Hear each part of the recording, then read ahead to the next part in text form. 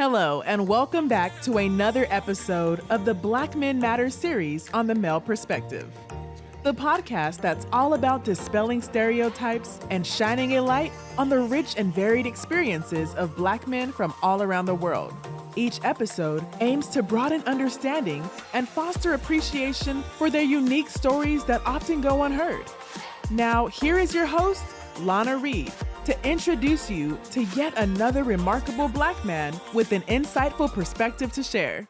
Hello, everybody, and welcome back to another episode of The Male Perspective. I am your host, Lana Reed, and today is another wonderful day. I have the pleasure of sitting down with a gentleman by the name of Kherwin Nurse. He is a digital marketing strategist and the founder of a very unique candle and scent product called Aurescents, and I'm looking forward to spending some time with him today. But first and foremost, as I always do, sir, I take a quick moment to pause. Say thank you to you for making time for me today. Time is a gift. Once we give it, we can't get it back. And I truly appreciate you making time to talk with me. And with that, sir, welcome to the show. Thank you for having me. Awesome. Well, let me jump right in because I have a short amount of time with you today, and I have a lot of stuff I'm trying to pack in here because you've got a lot of stuff going on. But as I said in the opening, you are a digital marketing strategist who is embarked on making candles, a very unique line of candles. So my first question is, how does the digital marketing guy get into making candles? Yeah, so very good question. I think for me, it starts all the way back to my college days. So, doing internships, I work in a laboratory where I was around the cosmetic industry for a while. My father's also a part of it, so I was kind of brought around a lot of chemists and did a lot of work, internship. So while doing that, I started working with this chemist who was very knowledgeable. He had several different patents for different companies, and sort of internship doing internships with him. I discovered that I was good at different scents. I was able to pick up on the scents, and he told me that that's a really unique trait because it's not something that you can learn. It's more so something that you're born with. So Mm, that kind of like stuck with me in the back of my mind. It wasn't necessarily what I wanted to do. I was more passionate about marketing and just overall like business entrepreneurship. So fast forward a couple of years later to COVID, and I was sort of pondering on, as we were all stuck in the house, like everyone was like finding new hobbies and things to do. And I was looking for, I don't know what got me into candles, but I was like, there's no candles for men. Like, I tried to find candles that were more so suited to men or like the ambiance that I was going for to just make it smell manly or like just those scents that probably would appeal to us more. And it was so hard to find that during that time. So I was like, okay, like, how hard is it to possibly create that? And then taking a lot of that experience that I had from working in a laboratory before with formulas and stuff like that. Once I saw it being made, it was easy for me to create it. And then while I started creating it, going back to that initial sort of like, I don't know if you can call it a gift, but just being able to put things together.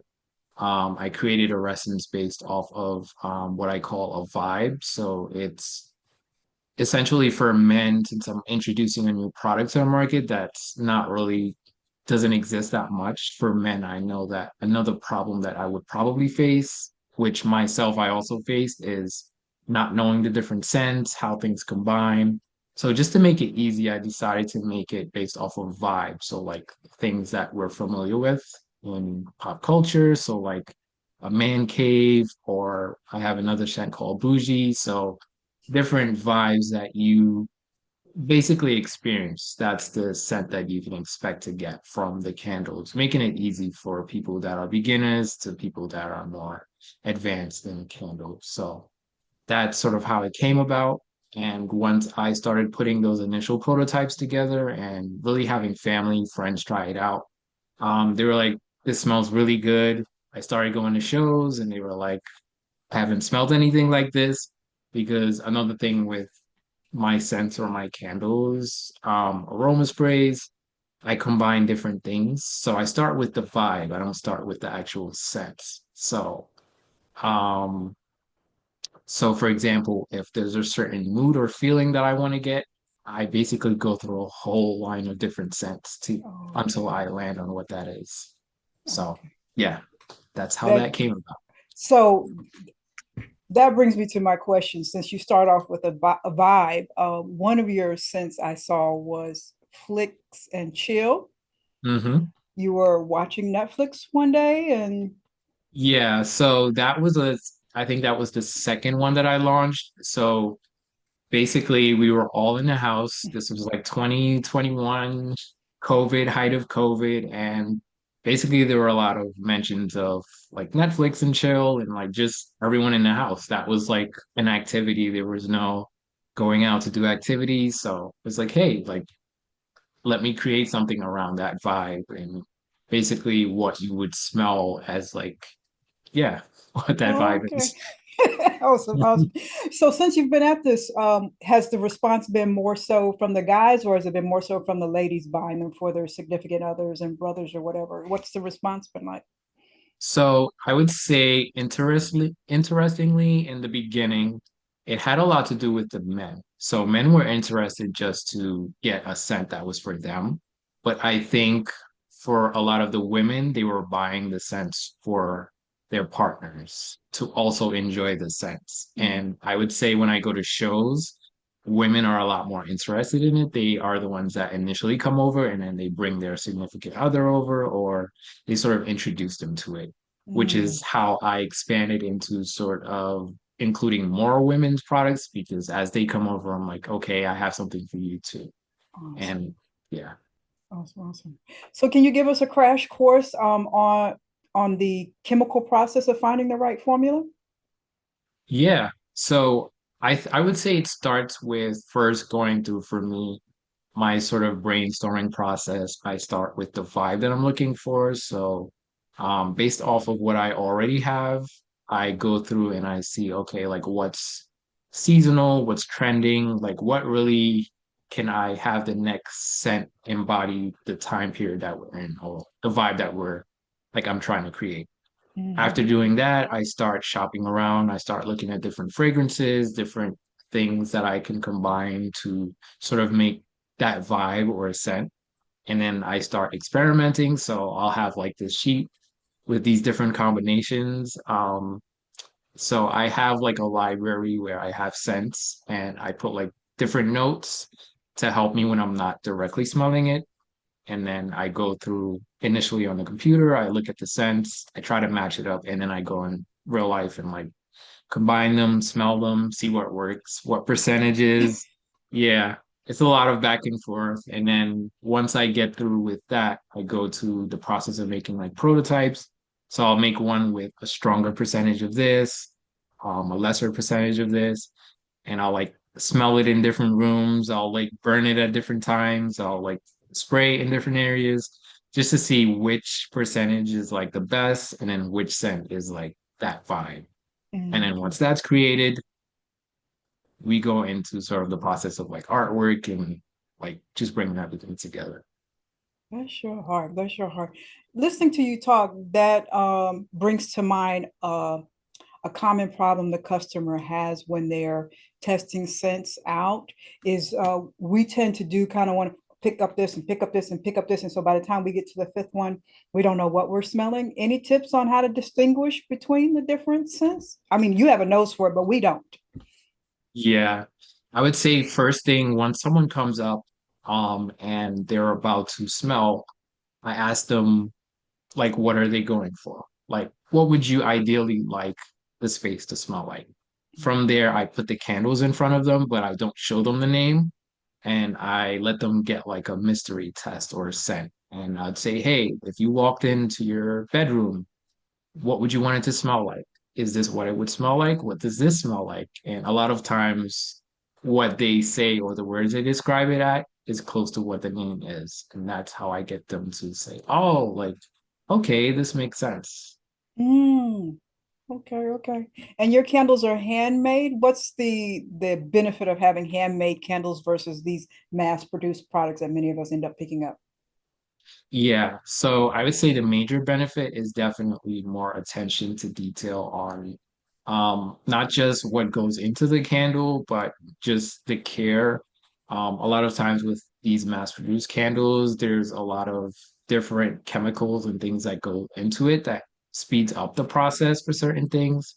So for example, with my candles, before they're shipped, they have to cure, they have to sit for a couple of days Oh, versus mass-produced candles. I'm not sure how fast, but they probably go out the door the same day. So wow. So I didn't know. Okay, so they have to sit for it. So we can't expect to have a birthday candle ready in a day. You have to give Kerwin some time. yeah, I would say give me a week for best results. I can have it made within 1 to 2 days, but ideally it's best for it to sit and cure and that fragrance to sort of like sit when the candle absorbs it. Mm, It's better overall for the experience when you first light it. mm. And moving forward. They get stronger over time up to a certain point, but um just initially producing them and sending them out the door, probably not gonna get the best experience. So, give them some time. So we've been talking about candles, but you also have aroma sprays.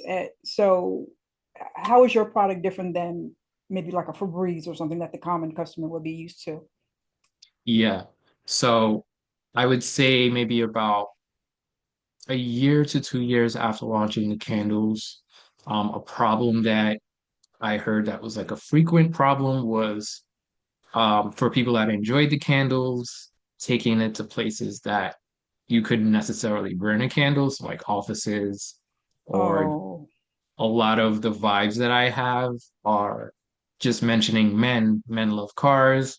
Myself too, I'm also a car person. So being able to take that same vibe or scent to places that you can't burn something is like what brought me to aroma sprays. So what differentiates my aroma sprays from a Febreze or something like that is it's actually based exactly off of the vibe of the candle, and it produces that same sort of, I would say, fragrance that you can expect. So it's like long lasting, and it's also uh I don't use any extra chemicals. There's only about 3 to 4 ingredients. So beautiful. um yeah, I think that's definitely a big differentiator. You're not going to get all of those long words within your products.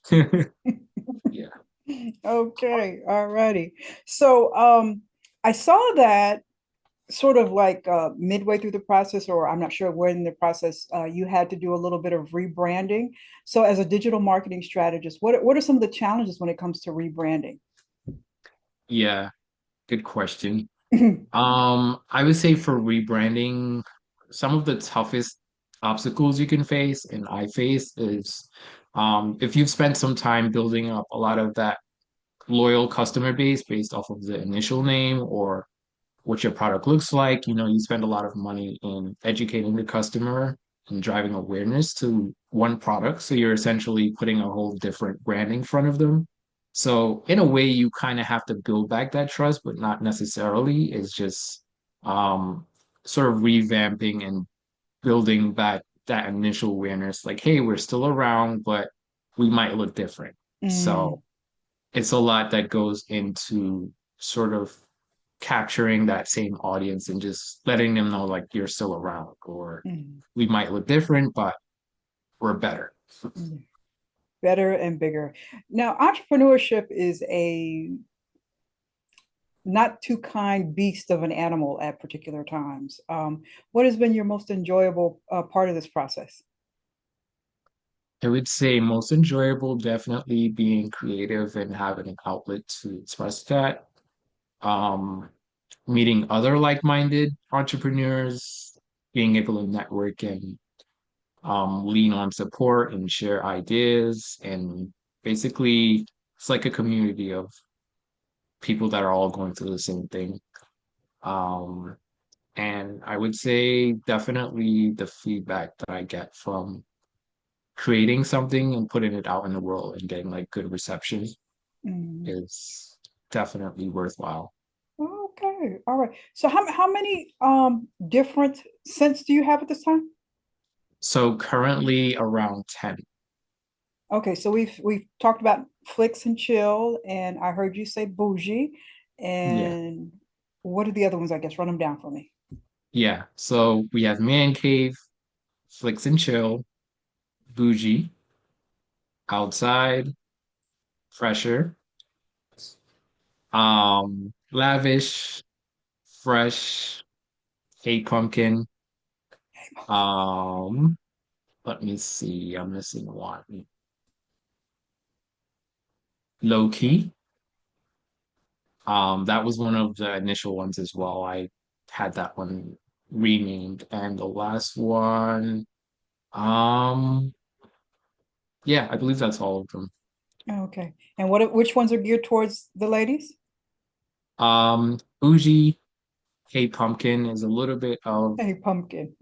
half and half, lavish, and I would say outside is like half and half to both. Oh, okay. But for the ladies, the number one selling one is bougie, and lavish follows right up.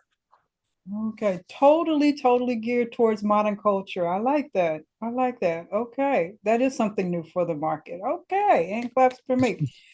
So I see you also got a new innovative thing coming up. You got some candle classes coming up. You gonna teach us regular folks how to do this? Yeah, so I'm planning to have some classes along with instructional videos just to help others that maybe are more hobbyists or would like to get to know candles a little bit better, create their own. Um, I would say something that I'm looking to do in the future is have people create their scents based off of like memories. I'm still trying to figure that out. Okay. So yeah, so in terms of the candle classes, ideally we're going to be in places like corporate events or just private classes to get people more enthused about making candles. Oh, okay. So going back to, I kind of like that. So I can create a scent of sitting in my grandmother's kitchen while she was cooking and stuff. That's exactly what I'm trying to figure out right now is what are those different sensory points that can allow someone to describe it to be creative. So ideally that's what I want to do, which I think would probably be helpful for people in like families who have like those memories of like grandma's kitchen, like you said. That's I like like that. I like that. Okay, we're gonna be on the lookout for what you got going on. Okay. So two more questions and then you'll be done with me. I think I've taken up more of your time than I should have. But I saw on your website there was an article about 5 tips to take care of your candle. And I realized that all my life I've been doing my candles an injustice. So can you give us a quick recap on how we can get a long-lasting use out of our candles? Yeah. So I would say going back to that initial thing that I mentioned about letting it cure. So that's something you don't have to worry about with us. But um starting first, I would say definitely want to trim your wick. So when you get a candle, depending on the size of the candle, they usually trim the wick for you, but you want to trim the wick to about a 1/4 inch before you start using the candle. Um, when you also burn the candle and you put it out, you also want to cover it with the jar cover instead of just blowing it out. Or I know some people tend to have different methods. They may pour something in there, but you want the flame to extinguish itself with just you covering the candle. So a lid is definitely important. Um, what else? I would say also not mixing candles, so pouring another candle into another candle. Mm. Um, that's also a common thing. Um, Proper storage, so essentially placing a candle in a cool environment, not an environment where it's too warm or hot or where it could ignite again, I would say. Mm-hmm. Um, Let me see if I missed one. Definitely keeping it away from any pets or um kids or anywhere where Spot it could wants to smell possibly. good too. Exactly. So good candle safety tips, keeping it away from anything flammable. Okay. Now I've noticed going from to different people's houses that one of the things that they like to do is put oils on, like essential oils and candles. Is that an advisable thing or no? Um, I would say no, Mm. because you're not sure what you're combining. Mm-hmm. Um, you're kind of the first person to do that in a lot of cases, so you're not sure what the reaction is going to be. You might have Mm. essential oils that are specifically made to be used in a certain way, maybe not with heat or around flames. So when you combine that with a flammable or an active flame, you might, yeah. I know Okay, my good. dad tends to do that when I tell him what to do. So yeah. He's like, come on, Dad. Now this is your son's business here. We got to do better. Okay. All Yeah. right. So, we know we've got the candle classes coming, but I'm pretty sure, because I can tell you're a thinker. So, what are the plans year from now, 3 years from now, 5 years from now? Where would you like to see this go? Yeah, so I would say a year from now, right now, is really about building more awareness and getting the candle into more hands. And I think really increasing the amount of feedback, um, just publicly. So just growth in that area, and along with doing candle classes and just building awareness that way. I would say next 3 years, 3 to 5 years, I'm looking to have it long term, speaking it into existence. Every time I go there, I look at my spot and target. So definitely looking to get into, there's a certain section that, There you yeah, go. yeah, where there's been a lot of men brands popping up. So I have my section coming. There you Um, go. and definitely I would say in more places that I think where I can capture people that are in those beginning stages of like their candle journey or just sense overall, which is where the term, or as we're trademarking it now, sense for every vibe comes. Okay. Oh, trademarking. Oh, got a long process.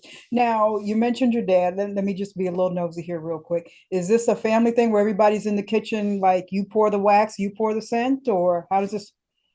So I would say for me right now, it's definitely mostly me.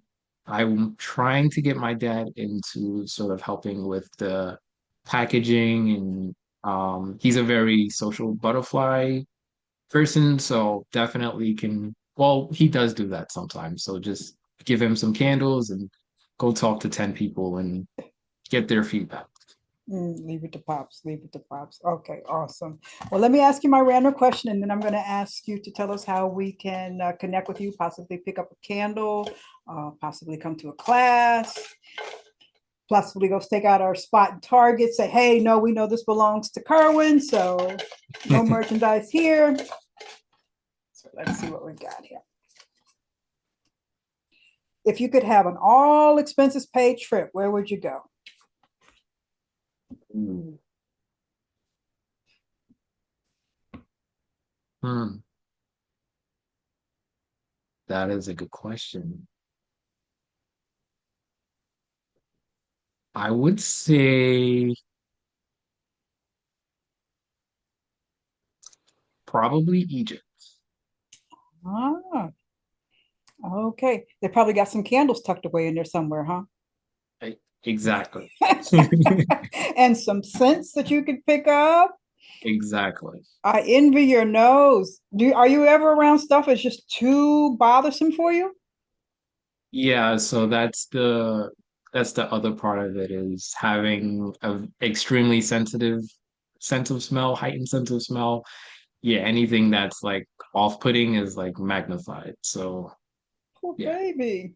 Okay, all righty. And because we were talking earlier before the show, you're from New York, so some of that stuff can be just a little bit too much for you, I guess. Yeah. Well, so tell us how we connect with you, how we buy a candle, how we check out some events you might, because you go to events, right? You are at markets. So just tell us how we connect with you.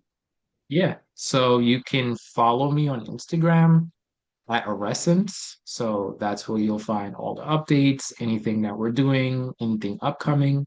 You can get candles at aurescents.com. That will also have more updates on what's coming along the lines, but you'll get to learn a little bit more about the candles, our aroma space, and if you're not sure what you want, you can also take our quiz and be matched to something as well.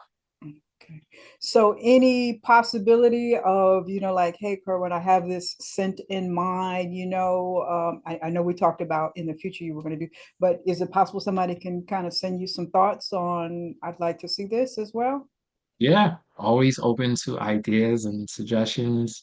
You can email us at info@aurescents.com. Just send those ideas, and if it's a good one, we'll get it made. Awesome, awesome. Well, sir, I'm so proud of you and the work that you're doing. And I will send my posse out to the various targets to say, hey, we have blocked off this space and delegated this for Kherwin's Candle. So we're looking forward to seeing you in the stores. I'm speaking nothing but good things for you. It's a very, like I said, it's a very unique niche market that you're in. So I know you'll be successful. And I'm wishing you nothing but the best. Thank you. Great chatting with you. Awesome, you too. That is all for this week's episode of The Male Perspective. I'm your host, Lana Reed, and I will see everybody next time. Thanks for listening to another episode of the Black Men Matter series on the Male Perspective. This podcast is an initiative of Conversations in Color, a 501c3 nonprofit dedicated to uplifting Black voices. Make sure to check out our website, conversationsincolor.org. And be sure to like, share, and subscribe on your favorite podcast platforms. We'll see you on the next episode.